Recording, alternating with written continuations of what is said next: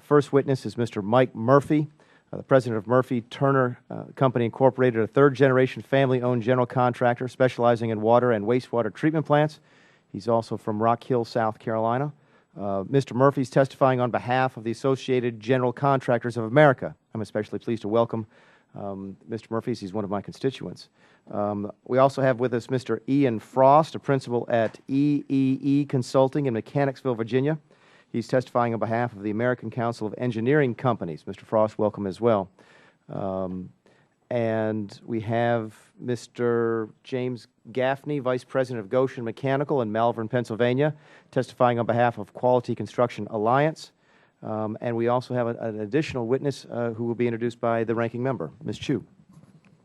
Thank you, Mr. Chair. It's my pleasure to introduce Kara Sakamoto, who is a partner with the law firm Wiley Rain Law Firm and is an expert in federal procurement law and policy. She has extensive experience in litigation matters relating to government contracts, including bid protests, claims litigation, prime subcontractor disputes, and trade secret misappropriation litigation. She regularly counsels government contractors regarding compliance matters and has conducted numerous internal investigations of alleged misconduct by government contractors. Ms. Sakamoto is also an adjunct faculty member at George Mason Law School. Thank you for being here today, Ms. Sakamoto. Thank you, Ms. Chu, and welcome, Ms. Sakamoto, as well. We'll begin with Mr. Murphy. Mr. Murphy. Thank you. Thank you, Chairman Mulvaney and Ranking Member Chu, for the opportunity to testify on the 3% withholding law. I am testifying on behalf of the Associated General Contractors of America, a national trade association representing more than 32,000 companies, including 7,000 of America's leading general contractors and 11,000 specialty contractors. My name is Mike Murphy. I'm president of Turner Murphy Company. My dad, Turner Murphy, started our company in 1950. We are a third-generation construction company based in Rock Hill, South Carolina. Today, we work primarily on wastewater and water treatment plants construction, ranging in size from $100,000 to $25 million. We employ 7 full-time employees in the office and 20 to 40 in the field, depending on how much work we have. However, I believe Congress is making it tougher and tougher for my company to stay in business by not repealing a requirement that will make federal, state, and local governments withhold 3% from each and every payment to contractors for goods and services. This withholding applies to the total contract, not to the taxable net revenue generated from a project. This provision has nothing to do with my company's tax liability. It is just an accounting gimmick that whitewashes over the real cost of government while leaving small companies like mine holding the bag. This 3% holding is more than the profit margin on most public construction contracts for companies like mine. The average take-home after taxes for construction is 3.2%, and for smaller construction companies, 25 million and under, the margin is closer to 1.6%. So the 3% withholding is almost 200% of the total profit for small companies. Local, state, and federal governments already hold 5 to 10% on our payments until project completion. Retainage is different than this withholding requirement in that it is tied directly to the project and is released when the project is completed. The 3% withholding is not tied to the project nor based on any project performance criteria. It is not released when the project is completed. It is held for as much as a year or more. It is just an interest-free loan to the federal government. This withholding also affects critical parts of my business, such as cash flow and bonding capacity.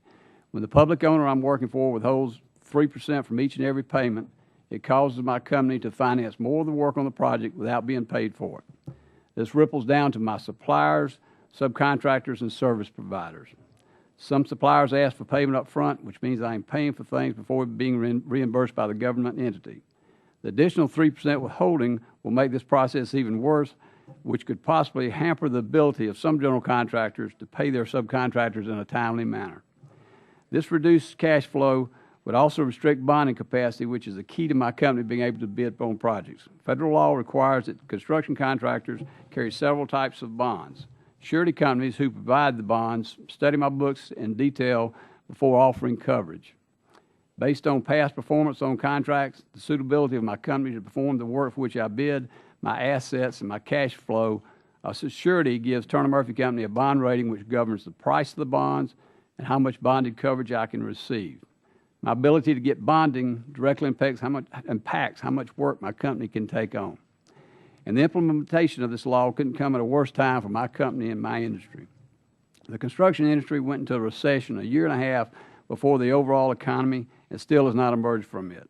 The industry has lost nearly a third of its workers and nearly a third of the construction put in place since 2006.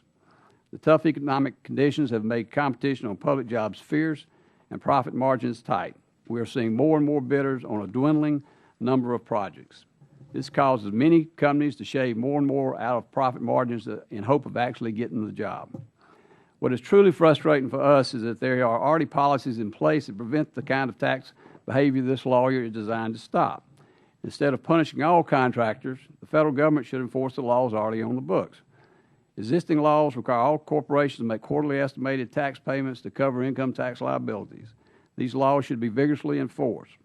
And on public projects, all of our jobs are bonded. Having bonds on projects ensures the taxpayers that the jobs will be completed at no additional cost to the public.